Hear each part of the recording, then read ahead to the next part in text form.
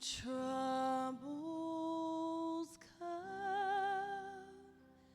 in my heart, burden be, then I am still and wait here in the silence until you come and sit a while with me. You raise me up so I can stand on mountains. You raise me up to walk on stormy seas.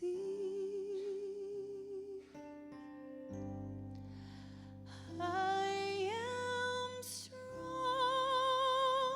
when I am on your shoulder. You raise me up to more than I can be.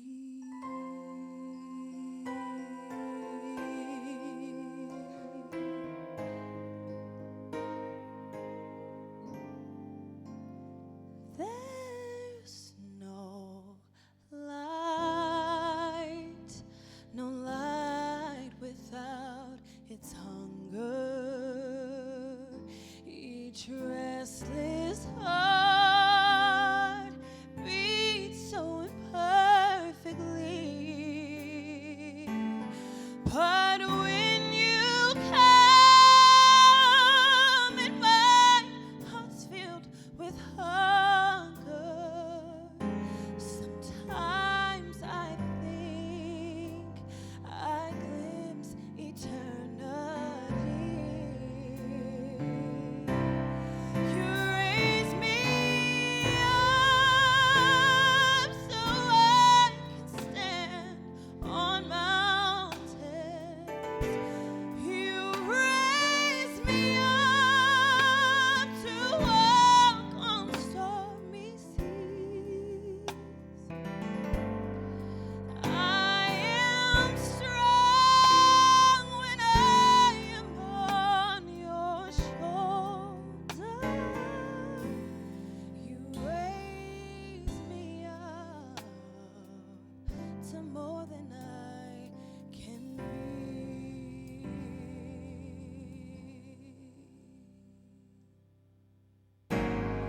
You raise me up so I can stand on mountains. You raise me up to walk on stormy seas. I am strong when I am on your shoulders.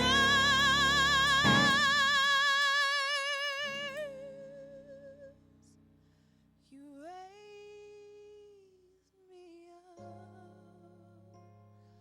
to more than I can be. Say that. Raise me up to more than I can be. Oh, you raise me up to more than I can be.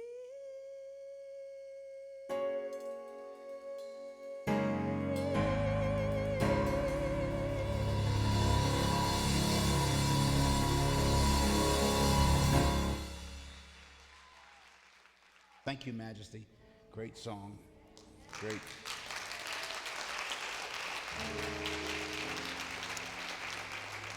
Thank you, Pastor David, for he came over. Nobody like you. Nobody like you. They were over at the house yesterday rehearsing that, and it was just beautiful to hear them interact. Of course, David has been, and I've been friends for 30 years, I guess, and he's traveled with me all over the world and produced our Great Azusa albums and all the series and the ministry of our churches and the Azusa conferences, and sang and written and done so much for so many. He's just pretty much of a musical genius, just in so many ways. Yeah, he is.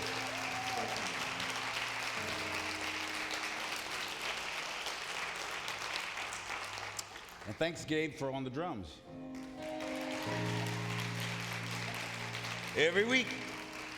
Dorothy, love you so much, sweetheart. I was just sitting here thinking while all was going on, how many times how life has shifted, changed in the most incredible ways, that we're all here together today and singing and worshiping and clapping and interacting. And I love the statement in the program that you, or the bulletin that you may have seen by Alice Walker. They came to church to share God, not find God. Many people go to church to find God, but we regularly come here to interact and to share, to interchange our expressions of God, our own divinity, sharing with others. To seek is to ready one's self for discovery as well as recovery of anything that seems missing, broken, or lost. If we are spiritual seekers, what are we seeking? Why are we seeking? And why do we have a sense or need to seek or to want or to desire or to sense that we lack something for which we seek?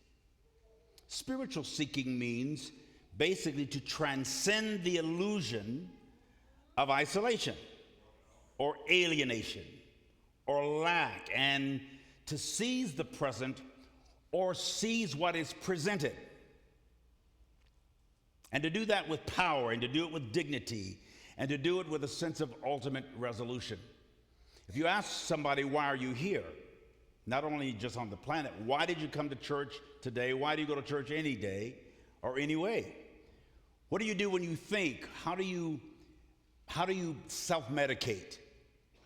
Self-medication and self-meditation are first cousins.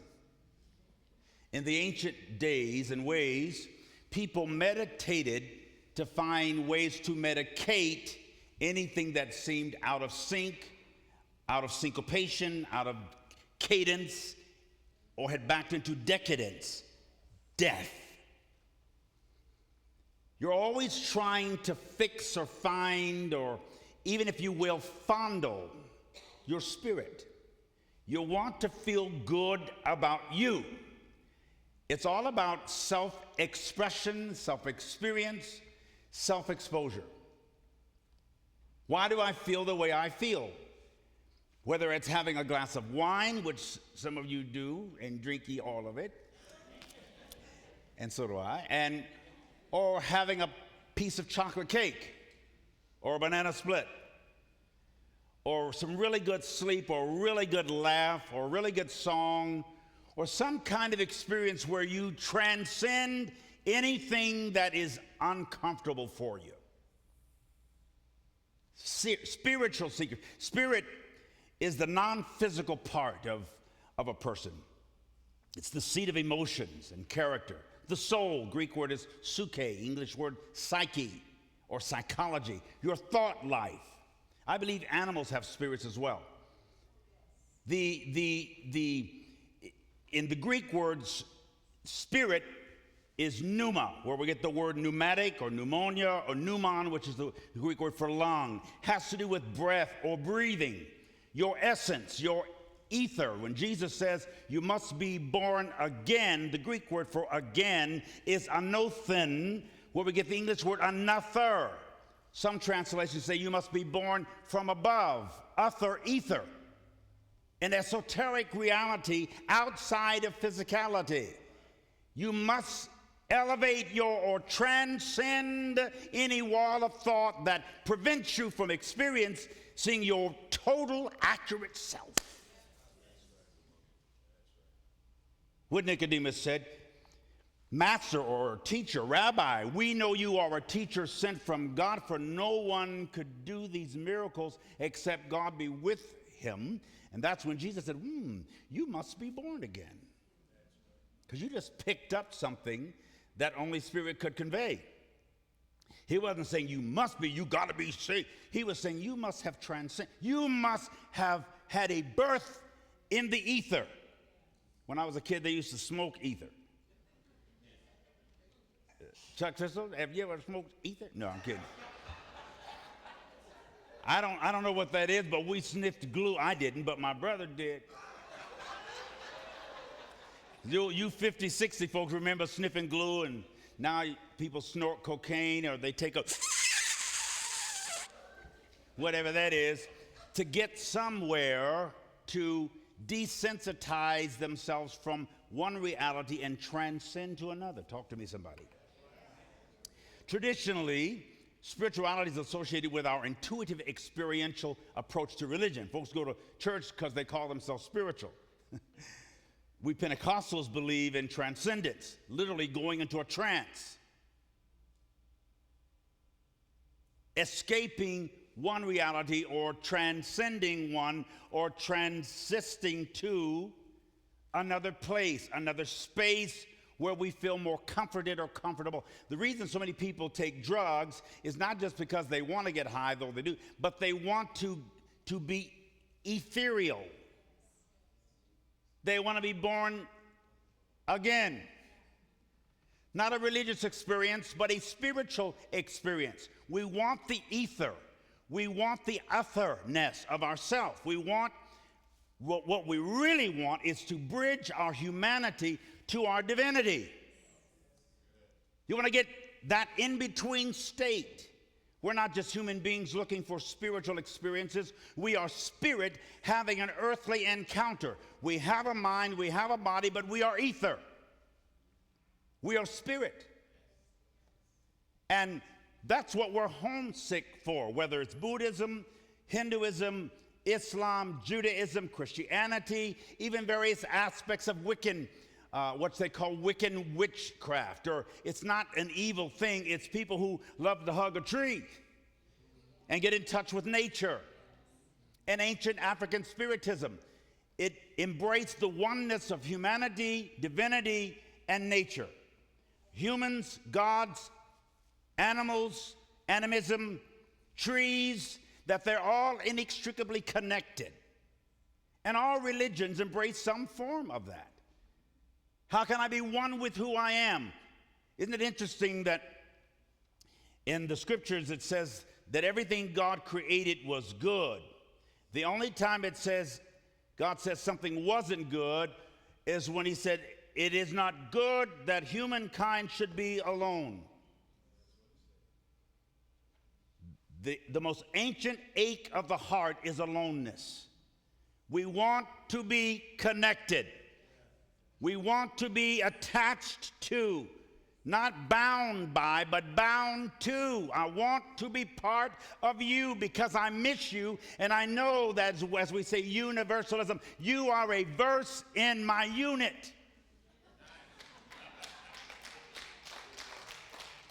Universe, one verse, version, or versification of the whole. You are sitting next to a version of yourself, or a verse in yourself, or a versification of who you are.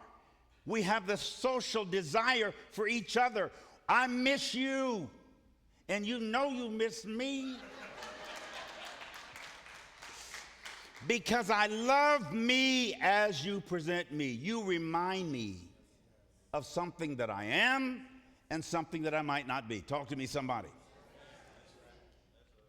So we are recapturing a non or less physical reality. That's what we want. Something we inherited, as I said, in the ancient African Spiritism, the concept or belief that God, nature, and humankind were inextricably connected, and that God, spirit, or before God was called God, God was called force or source. Before words, and words are spelled, but words also cast spells. Semantics. Everybody thinks marriage is about sex.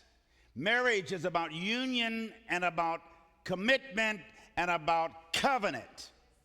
Those of you who are married realize how little sex has to do with it.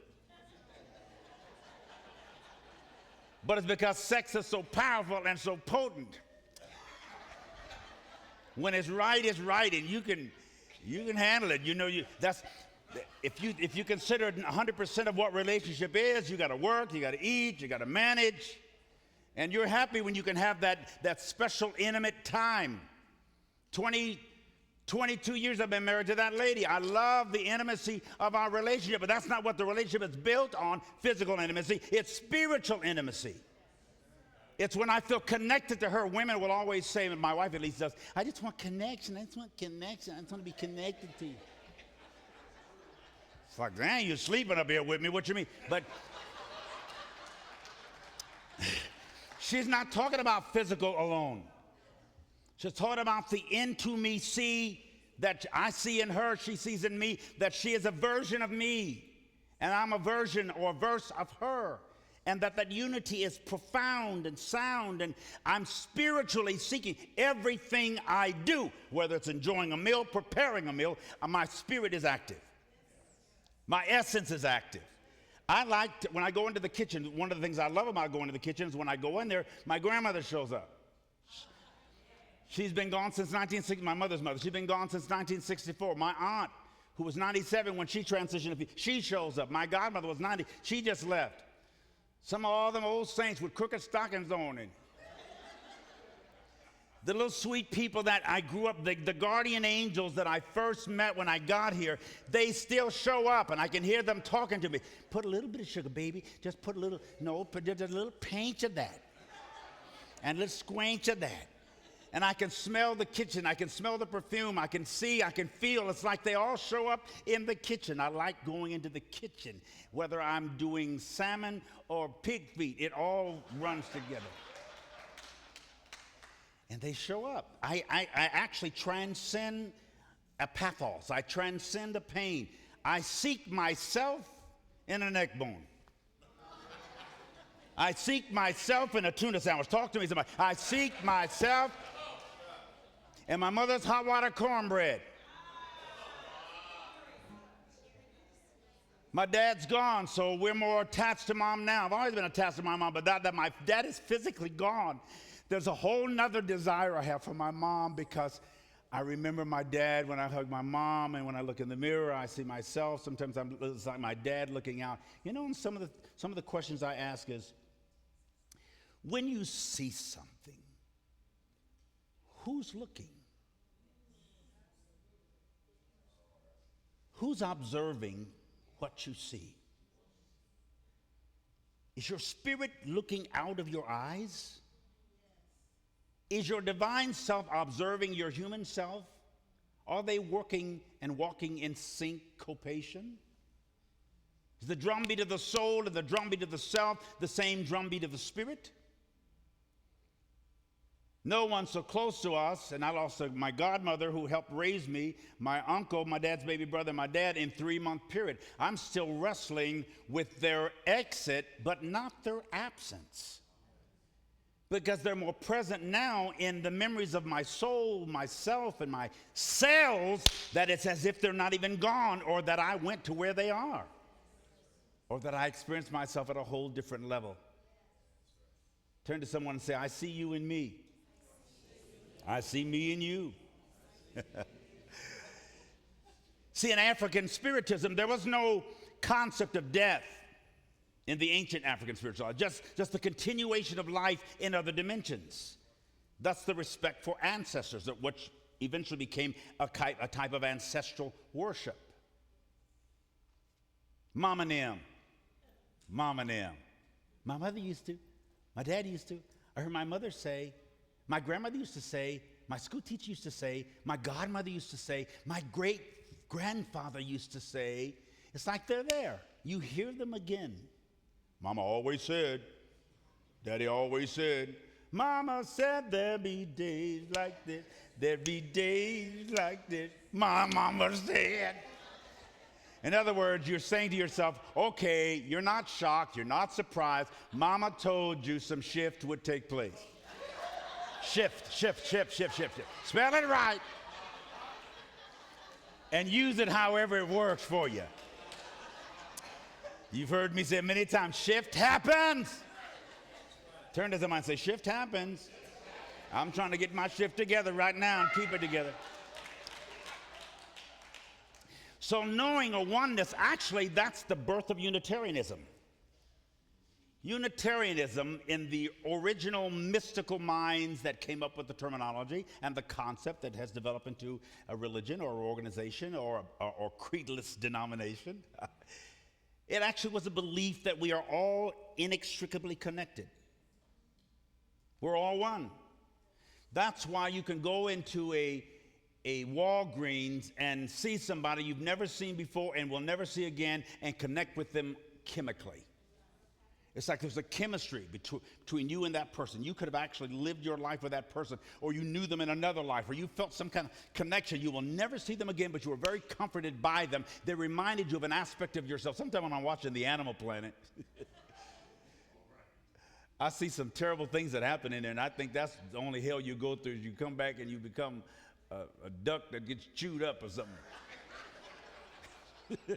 That makes more sense than eternal damnation. But I told you my family and I were coming from somewhere in Kansas, and we went through some animal park here. I don't remember where it was, between here and Kansas. And we opened up the van, and Majeste and Julian were really small. And these big old buffaloes and longhorn cow, they would literally stick their big faces in the car.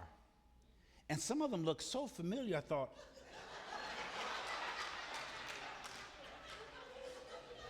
you used to go to my daddy's church. I knew you was going to hell, and now here you up in here begging for me, and you didn't give my daddy no offering. You know, I thought there was something in their eyes that like they were saying, don't you remember? I'm Deacon Jones. That was sort of a weird experience that most people who are sane would not have shared that with you, but I just did. All we humans have a genetic and spiritual memory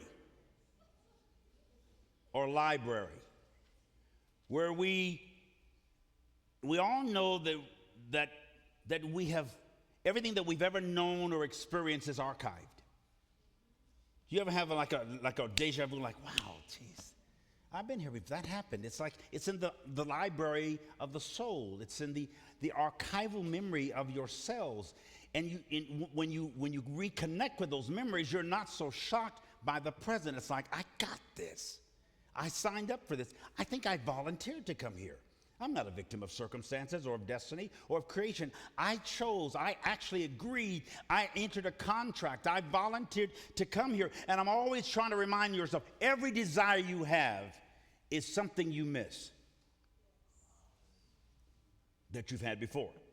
Whether that's perfect love, unconditional love, security, this certain feeling that you are really divine, and anybody says you're other than that, it insults you, and you might hit them, or hide from them, or run from them, or avoid them, or you might rob them. And I've said many times, many of the people in prison are there because they know something that they don't believe. You don't believe you're wealthy, but you know you are. In your spirit, in your cells. In other words, you know that you're not without covering or without care. You're not really unprotected. But when you think you are unprotected or believe you're unprotected, you grab a gun.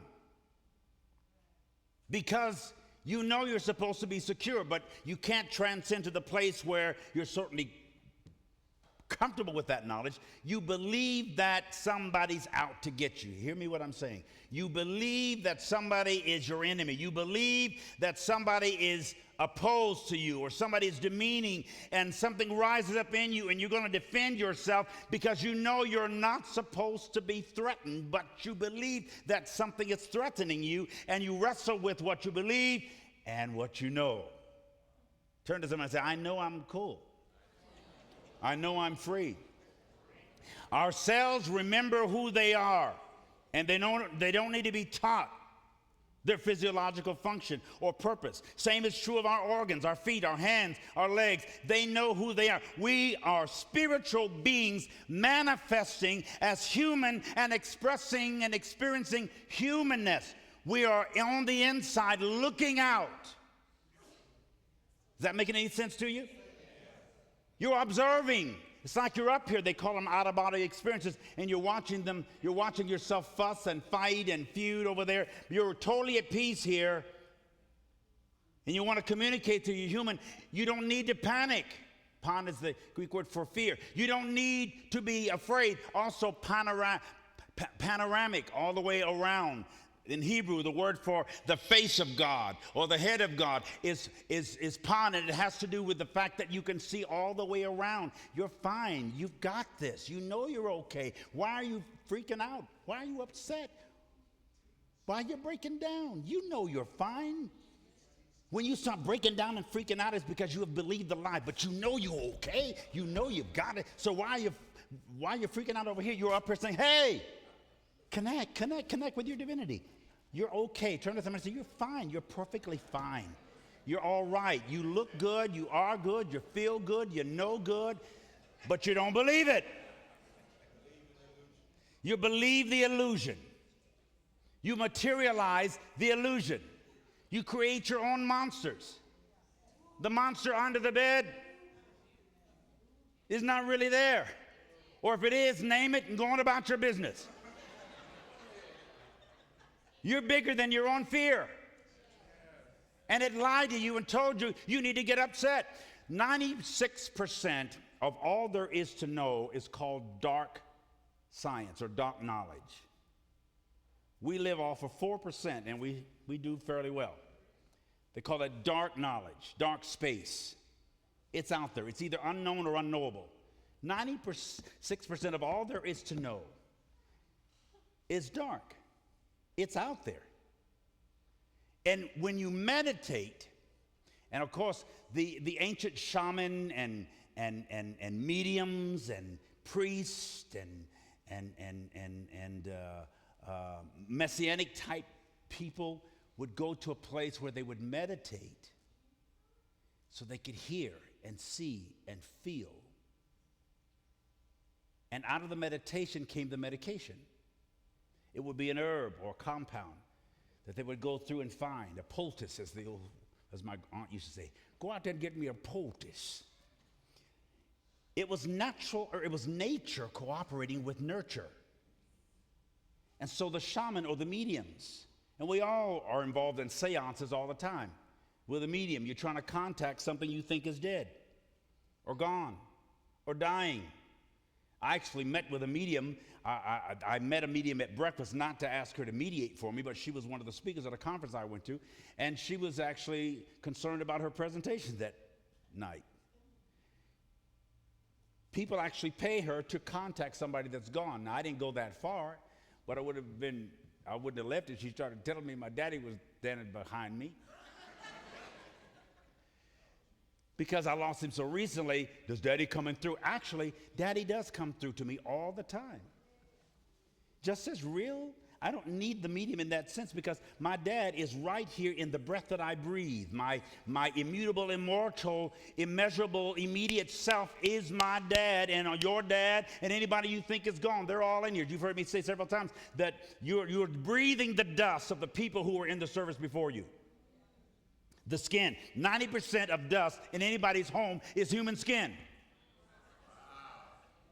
I know that gets got yucky. Oh my God. Well, you the human whose skin it is.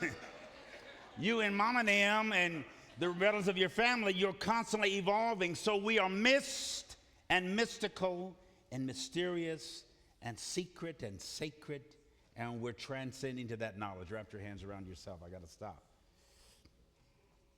Life is both experience and experiment.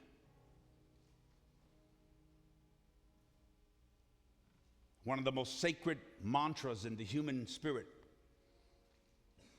is the term or Om, or I am, or Amen. There's certain vibrations in those intonations. And we do it all the time, like we go, Every time you think you don't know, you go, Let me see, You're actually connecting to another dimension when you say that. It's the same as saying, I am. It's a certain vibration that syncopates with your spirit. And people do it inadvertently. When we say amen, amen, amen, you're actually saying, I am, I am, I am. Music is that. When you hear the music and you say, oh, oh. Native Americans do that a little bit.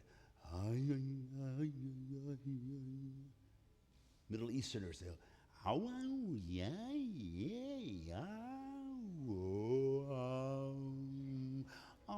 let me see what I want. Your sounds and echoes and acoustics. Remember, faith cometh by hearing. The word is cool. Hearing, acoustics. The reverberations, the resonation, resound, or repetitions of your soul. Sometimes we sing the song over and over. And we beat the drum. It's like a syncopation and a synchronicity that comes together. And you're penetrating, breaking the membrane, and coming from one dimension to another and transcending yourself and your soul. It's powerful. And you can experience that in every area of your life. Hug you one more time. And let me hear you say, oh, oh, oh. I used to hear my mother praying in the morning, every morning. She would, when she'd get up before us going to work, she'd be in the bathroom. Oh, yeah, oh, Jesus, oh, yeah. My mom, wasn't no music in there but her. She was praying. I have a Hindu friend that used to listen to his grandmother in London. She would be going through her rituals of prayer. She'd have a little prayer room, panache aside. His grandmother, he would hear his grandmother going through her East Indian Hindu, almost Zen Buddhistic ways of,